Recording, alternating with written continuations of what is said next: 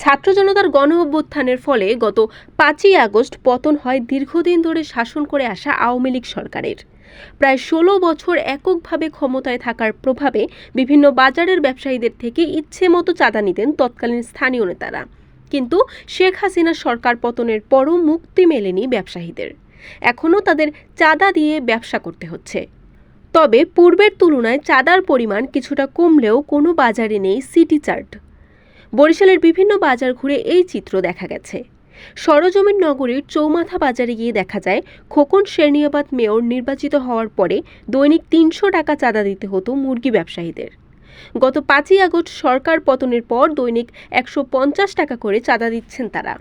এছাড়া সবজির দোকান থেকে ১০০, মাংসের দোকান থেকে ৭০, ডিম, পান ও ফলের দোকান থেকে ৫০ টাকা করে দিতে হচ্ছে চাঁদা। অন্যদিকে খোকন শেরনিয়াবাত মেয়র নির্বাচিত হওয়ার পরে মাছ ব্যবসায়ীদের দৈনিক চাঁদা দিতে হতো শতকরা ৫ টাকা, কিন্তু সরকার পতনের পর তাদের শতকরা ৩ টাকা করে দিতে হচ্ছে চাঁদা। তবে এই চাঁদা তাদের কাছে ইজারা বা খাজনা নামেই তোলা হয়। বরিশাল সিটি কর্পোরেশনের তথ্য মতে নগরের ৩০টি ওয়ার্ডে ১৭টি হাট বাজার রয়েছে। বরিশাল.নিউজ।